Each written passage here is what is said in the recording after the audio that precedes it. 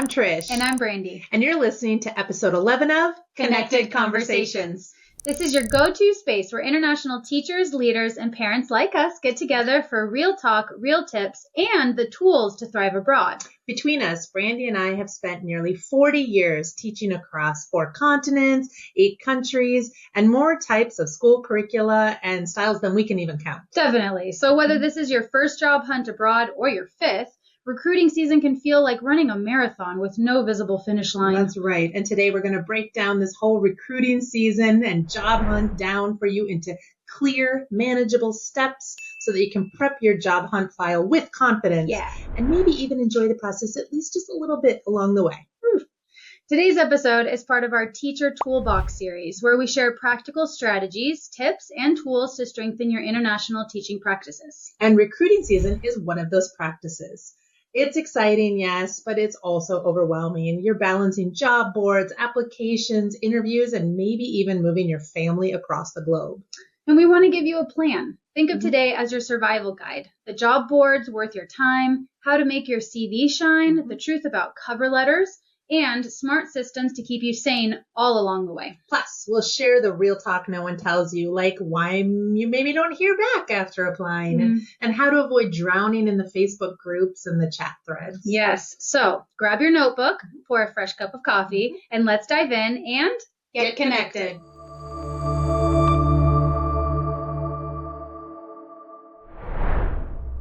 First things first, job boards. They're like the candy aisle of international teaching. Endless, tempting, and honestly, a little overwhelming. A little? Try a lot, especially for candy-loving fiends like me, okay? And the mistake that many educators make is in thinking, the more boards I'm on, the more chances I'll have. But in reality, that just means you're logging into 10 different platforms, forgetting which password works in which one, and you're spreading your energy way too thin. Yeah, exactly. That's why we recommend choosing only 2 or 3 boards that work for you, and then committing to those. Think quality over quantity. Some of the big names, Test, Schroll, Teachaways, Search Associates, Teacher Horizons, and of course, LinkedIn are all out there to help you.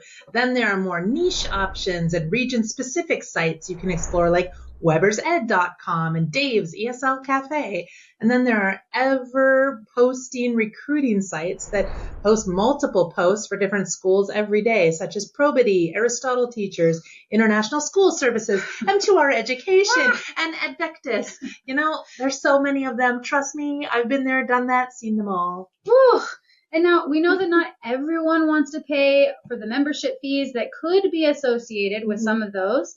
But maybe some of those boards don't even cover the region that you're targeting. So what do you do then? Yep. So here's where the DIY approach comes in. You know, start simple. Google international teaching jobs in insert country. Okay. Or even teacher vacancies in insert Prague or insert city. Now, many schools post directly on their website, so those should come up into the algorithm, even if they aren't on Test or Schroll. And LinkedIn is another great free tool. Type international school plus whatever city or country into the search bar and then click the jobs tab. You'd be surprised how many schools cross-post openings there. That's really true. And you can also look for local or regional associations. For example, ECIS in Europe or COBIS, NEASC, CIS, and WASC. You know, all of these are accrediting bodies, and some of them list their member schools, and some of them then have job postings. Good tip. And then there's also Facebook. But not the giant gossip groups. Please stay away from those. Instead, search expat teachers in insert your country. I love how we both type like this. Here's our little keyboard. We're like little mice. I love it. You can also search, let's get our keyboards out, international school, insert your city. These smaller community groups often have schools quietly posting vacancies before they make it to those big platforms. Yeah, and networking works too. Definitely. Okay, if you know somebody already in the country, ask them where local schools post jobs. You know, sometimes it's on a national education site or even a job portal like more in the local language. And here's where we can save you time on all fronts and get the complete picture in just one place. You can go to our website at connectedglobal.org and purchase our annually updated country guides. We're still in the process of building each one of these, but more are coming online every day. Yeah, we've curated so much information packed into one handy 4 to 6 page guide. Okay. Like, because some of the school lists are really, really long at the end of it. Okay. Mm-hmm. So we've listed out every school registered, MOE registered, their curriculum types, their locations. It's not easily Googled or AI researched. No. We have found this because the school we work at currently doesn't come up in the Google searches. Yeah. So we're finding that there's some algorithm problems out there. Definitely. Okay. So we've cross-referenced a lot of this from like the International Schools Database, which is a great resource for helping parents choose school abroad. And then like other places like Search Associates, which it can have verified schools, but it's a membership place. So not all schools are there. So we are really trying to find you the most accurate information, then cross-reference it, and then go deeper. And it's taken us a while, but we're giving you the information you need to actually compare all of these schools. Definitely. And it's, a huge, massive project, but we're doing it for you. We're excited. Tons of research and verification is going into every guide. Sorry about that. Should have bumped the camera. Anyways, we're spending tons of time on it. That's what we're trying to say. And we're rolling them out step by step. And that is when we're not at our current day jobs. That's right. So hop on over to our website, support what we do. You'll see what we have live already. Yeah. That way, instead of spending hours clicking from one site to another, you can start with everything in one place. So bottom line, if you're just using job boards, keep it simple. Pick 2 or 3. And if you're skipping them, use Google, LinkedIn, expat groups, and local school sites. And if you want to cut straight to the chase, check out our country guides and let us do the heavy lifting for you. That's right. Okay, let's talk about the second big trap of recruiting season, those chat groups. Bum, bum, bum. Yeah, okay, you've joined 10 Facebook groups, 3 WhatsApp chats, maybe a Telegram thread, or... I want to join.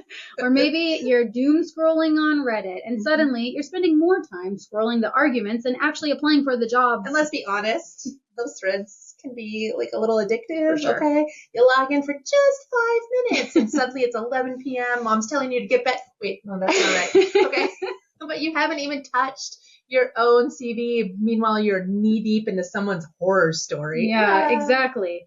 And okay, and here's the tricky part. It's not that these groups are all bad. They can actually be helpful for context. Maybe someone posts that a school hasn't paid on time in 3 years, or that a city has visa restrictions that you don't know about. That's super useful information. Yeah, but often it's like a mix of opinions and half-truths, and sometimes it's just venting. One teacher raves about a school being amazing, and the very next comment says, "This is the worst place I've ever worked. Who do you trust? Who do you believe?" I don't know. Us. It's a bit, exactly. It's kind of like restaurant reviews, right? Like someone says, "This is the best pizza I've ever eaten." And then the next person writes, "Worst meal of my life." But here's the thing. Everyone has different tastes, right? That we have different standards and different expectations. Yep. And just like those restaurants, schools come in all shapes and flavors. So one school might shine in leadership and career development, but fall short in other categories like facilities, Right. Another might have an incredible community culture, but pay you a little less. Like they're serving different dishes, and your taste might not match someone else's. And when you're scrolling those endless group threads, it can feel like you're being handed a 20-page menu at a restaurant. Instead of enjoying your meal, you're paralyzed trying to decide between 50 different options. And so too many choices, too many options, and you end up ordering nothing. Exactly. So, okay, to be honest, I personally steer clear of any chat groups or even personal recommendations or aversions from friends or colleagues. I personally believe that everyone's professional path is unique and that it overlaps with the spiritual path that you have. And what I mean by that is that whatever I have to learn and gain and grow from is going to be different from whatever you have to grow from professionally or personally. It's going to be different. So for me, I feel that it doesn't serve me in any way to hear another person's horror story. One man's trash or school can be another man's treasure. That's why I love her. Okay. And that's it's the advice we give, right? So rather than reading those Google reviews. I don't really trust those either. Yeah. International schools review website. I know people swear by them, but I find that sometimes there's just a lot of disgruntled folks there. And even if it is a review about your current school, you often know which unhappy camper left that review. I mean, usually people go to write a review when they're disgruntled. Yeah. So usually. Yeah. Okay. So here's our advice. Use these groups for signals, not decisions. Yeah. If you see a pattern, like multiple people over the same time raising the same issue, that might be worth noting. And never let one single scary rant dictate your informed choices that you're making by looking at it yourself. Definitely. And always cross-check. If someone says, that school is about to close, look up the accreditation status. If someone claims they don't give visas to dependents, well, go check the embassy site or the school's HR page. Another strategy, time box your scrolling. I really need to take this advice myself. Like, give yourself 10 to 15 minutes max in a group and then move on to actual applications. Yeah. Otherwise, it just becomes an endless doom scrolling disguised as research. Right? Yeah. I'm doing research. Exactly. And if you're someone who struggles to pull away, here's a reflection question. Is this post giving me actionable information or is it just feeding my anxiety? If it's the second one, click out and put that time toward your job hunt instead. And remember, job offers don't come from the group threads, right? Like giving you a job offer, they come from hitting apply and putting your name in the pool. So bottom line, check groups can be like the background noise. They can be a tool, but use them for context, not as your final decision maker. All right, let's talk about resumes or CVs, depending on what you call them. Either way, this little document can make or break your application. Yep. And international recruiters and HR specialists, they look at hundreds of them. Yeah. You've probably got 15 to 20 seconds to catch their eye, in all honesty, before they move on to the next. So if you want to keep yours and make it impactful, make it clean, clear, and impactful. First tip to do that, keep it short. 2 pages max. I know some teachers want to squeeze in every PD course that they've taken since 2007, but recruiters do not have time to wade through the 5 pages of text that it would take to do that. In fact, most applications even say that your CV cannot be more than 2 pages. Yeah, exactly. And think in highlights, don't think in your autobiography. Okay. Yeah. Stick to your strongest, most recent roles and responsibilities. Definitely. Second, the design of your CV matters. It matters. We're not saying it has to look like a flashy brochure, but a clean layout, well-spaced, and visually appealing can make a world of difference.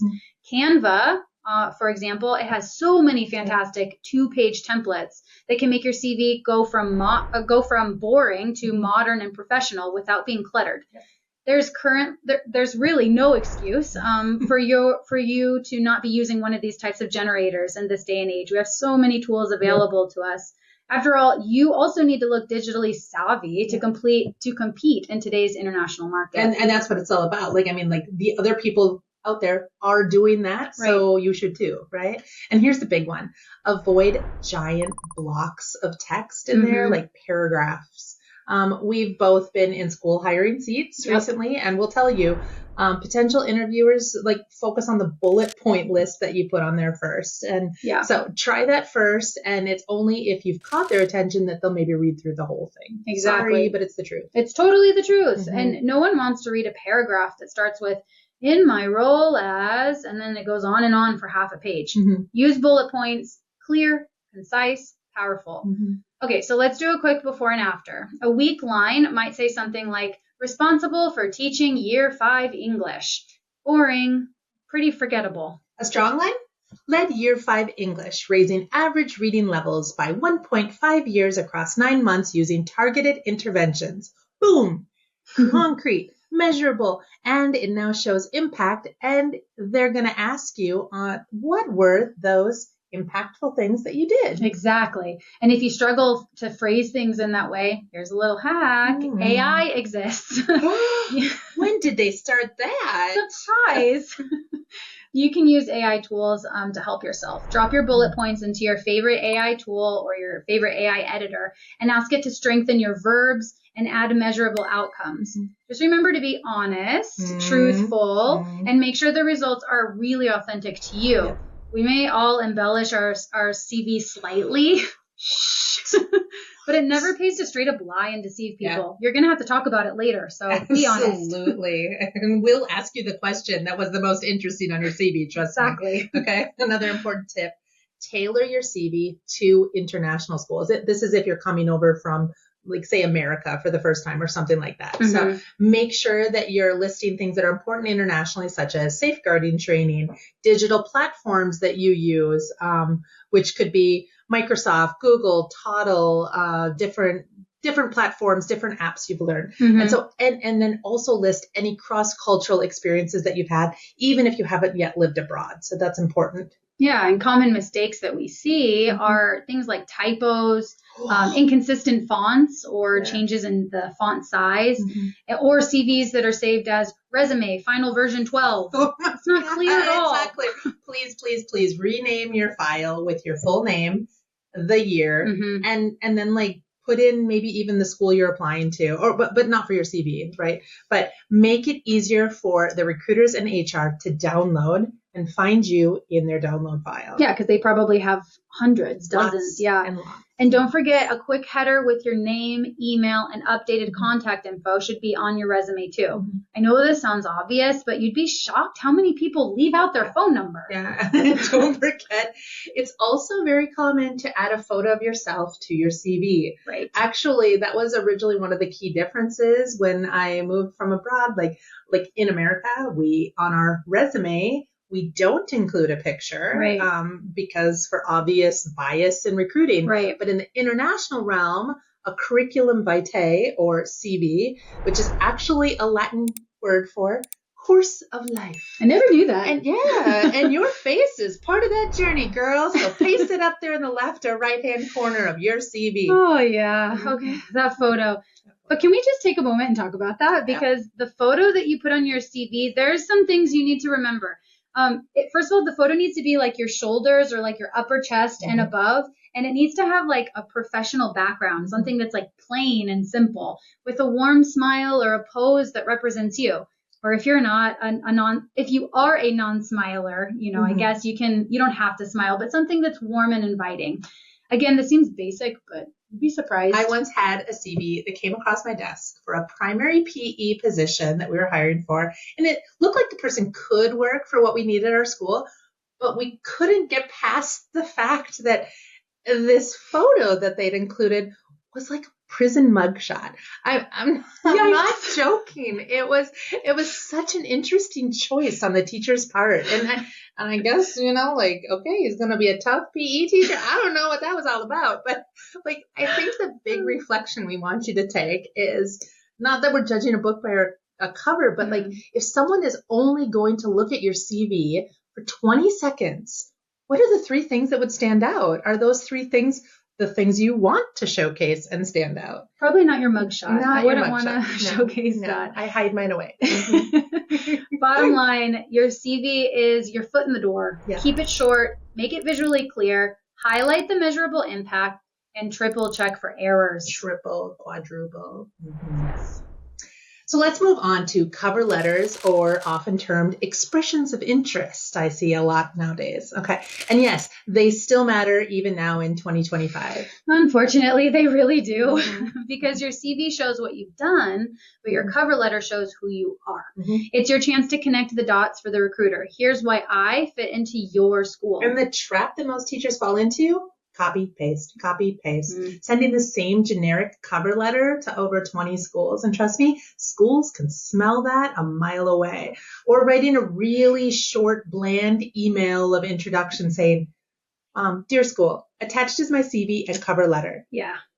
I'm not interested in opening 2 attachments that you've put if you can't even introduce yourself. Yeah. And what job are you applying for at my school? Yeah, seriously. I mean, it's kind of like dating. If you send the same text to 10 different people, "Hey, you seem nice, want to grab coffee?" Doesn't feel very special. But if you tailor it, something like, "I noticed that you loved hiking and I know a great trail we could try." Okay.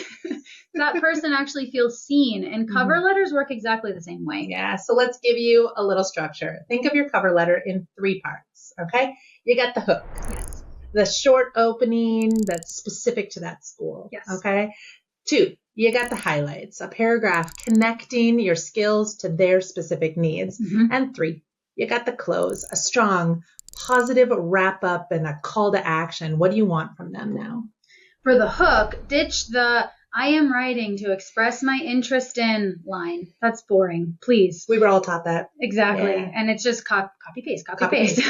Instead, say something like, as a teacher who thrives in inquiry-based classrooms, I was excited to see your opening for a PYP coordinator. Yeah. Your hook is also a place to let your personality shine. It can be tough doing that in only a sentence or 2, I know, but keep this in the back of your mind as you're writing.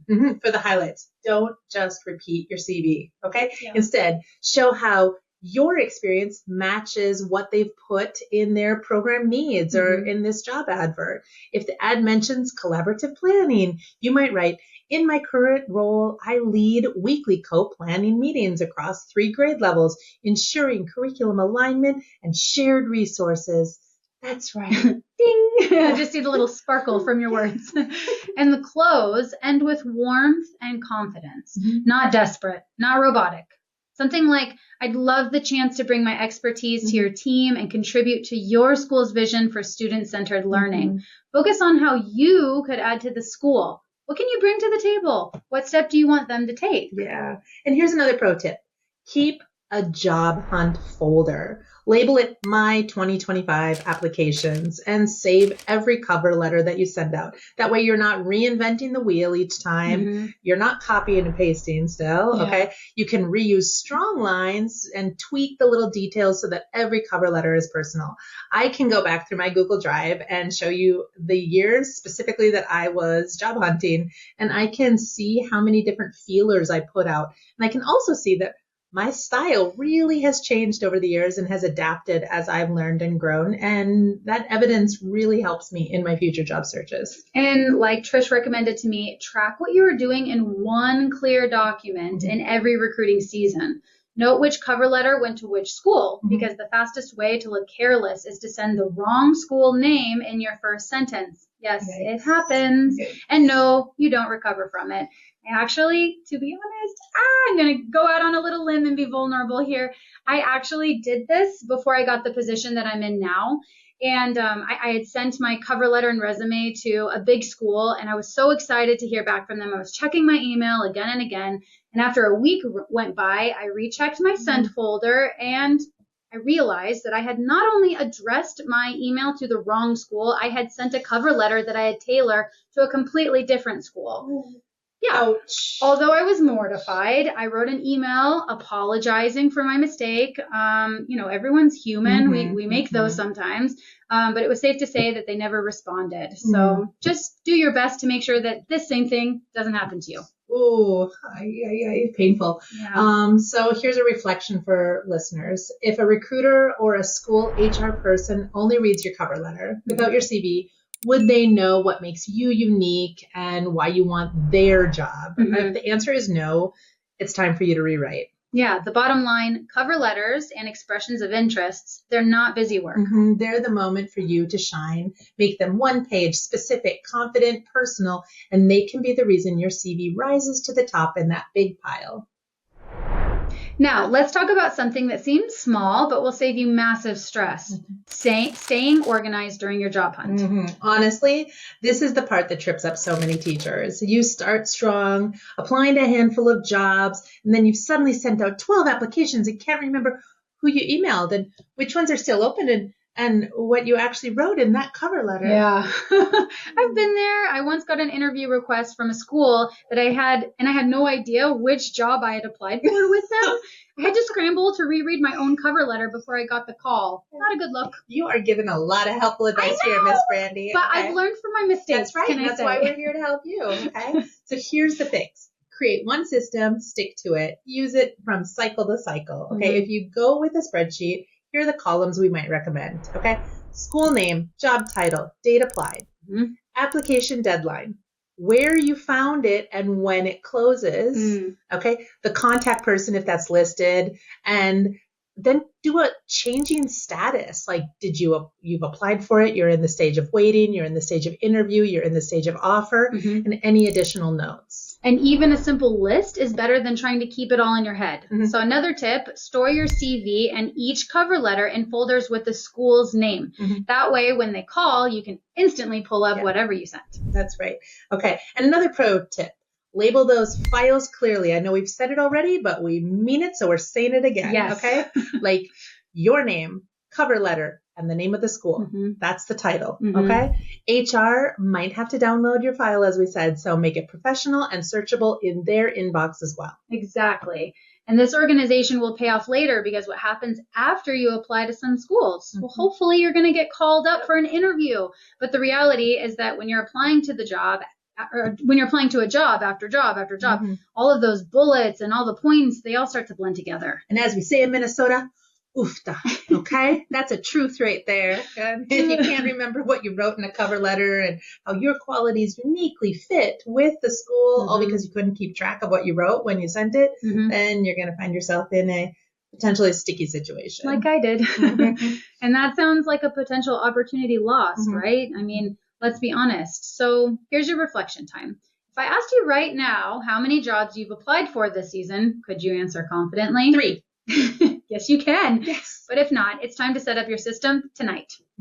Bottom line, being organized doesn't just keep you sane. It also makes you look professional when schools call. No more scrambling. No more, wait, which school are you again? Obviously, you wouldn't say that, but you'd be thinking it. Okay, so you've polished your CV, you've written your cover letters, and you've applied for a few jobs. And now comes the part no one likes, the waiting game. Oh, yes. You hit send, your adrenaline's up, and then you hear crickets. Yeah. No reply for days, sometimes even weeks, and that silence can be brutal. Sometimes you apply for the first job or the job on the day that it was first posted. Right. And in reality, it doesn't close for another 30 days. Like, you gotta learn the art of patience sometimes. And that's the reality. And schools are often too busy to interview in drips and drabs, and they will wait for those posting windows to close, and then they're going to review all of their qualified applicants. So please understand it from their perspective. Yeah, but it messes with your head. In the meantime, I mean, you start refreshing your inbox. I see an extra one as you're applying. 3 jobs. It's a good friend who can say that and take it. Anyways, you might be like refreshing your inbox and you're wondering like, wait, did they even get my application? Was my CV really that bad? Maybe I'm just not good enough.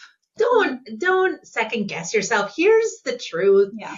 It's not you, it's me. No, right? Is that what it is? It's not about you, though. Okay. Schools can get hundreds of applications. Some of the bigger schools have recruiters who filter through things first, and then they only pass on certain CVs. And then there are some smaller schools who don't have a dedicated HR person, or they don't have somebody who's just waiting to find your CV. They're holding on things. And sometimes it's a busy school leader who is just waiting to respond. And that can feel painfully slow sometimes, but it doesn't mean that these schools aren't worth waiting for. So definitely keep the hope. Yeah. And, let's be honest, sometimes jobs get filled internally or they can get pulled completely and they never even tell the candidates. So you're left waiting for an answer that will never come, unfortunately.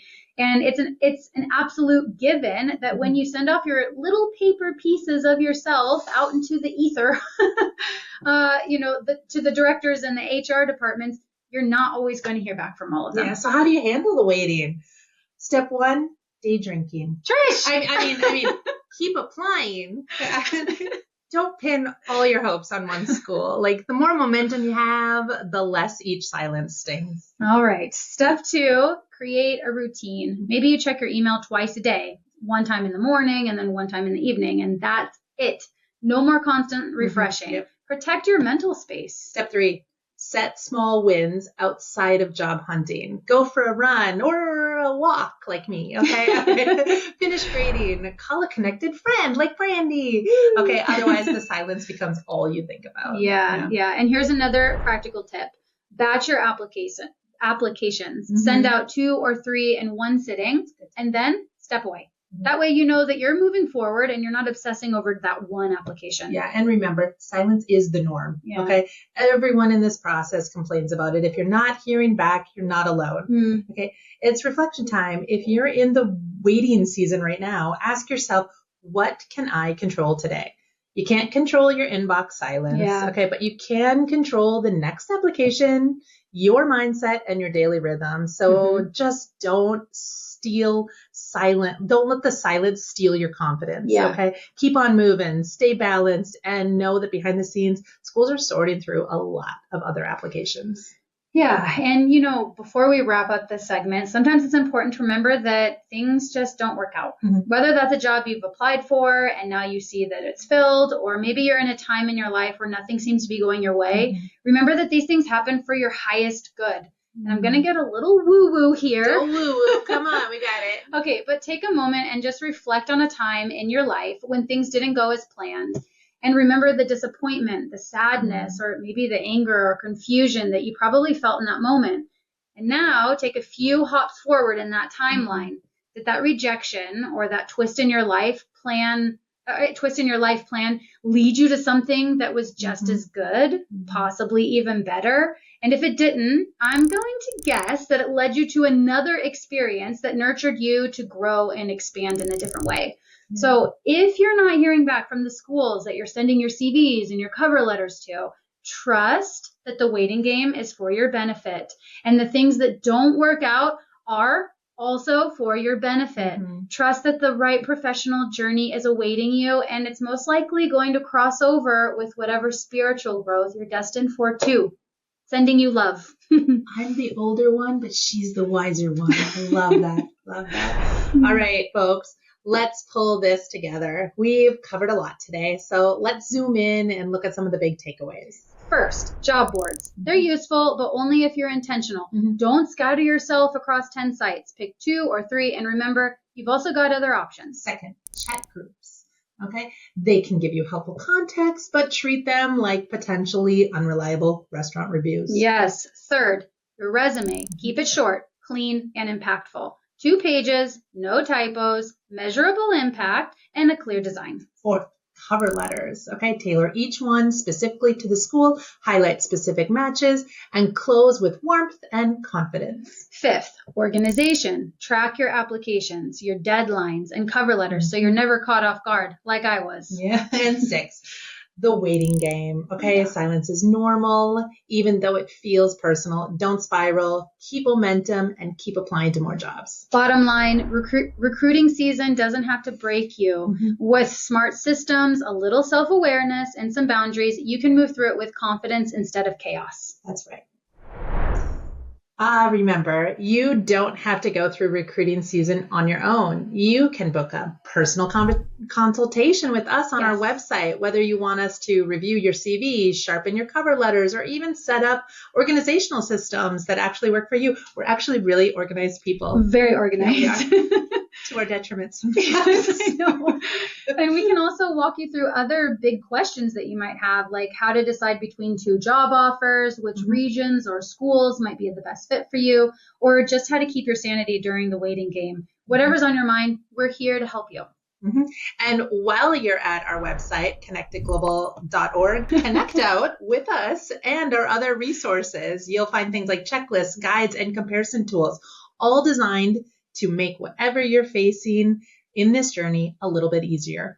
Yeah, and above all, we'd love to hear from you. What's the hardest part of recruiting season for you? Drop it in the comments, send us a message, or share this episode with a colleague who's in the trenches right now. And if this episode gave you a little bit of clarity, leave us a quick review, share it with a friend. It helps us connect with other international teachers to find our show and to help join and build this connected global community. Yes. So until next time, may your CVs be well polished. And your inbox refreshes be calm and spam free. And your offers be culturally rich and international. We probably want to see you though. Right? Yeah, that was kind of part of it. What if but wherever I put us is where... Can it be on top? I don't know. We'll find out. Yeah. I'm going to look at myself. And when I look at myself, look how far off from the camera I am. This is so I don't look at myself. yet? No. I did. Did you? No.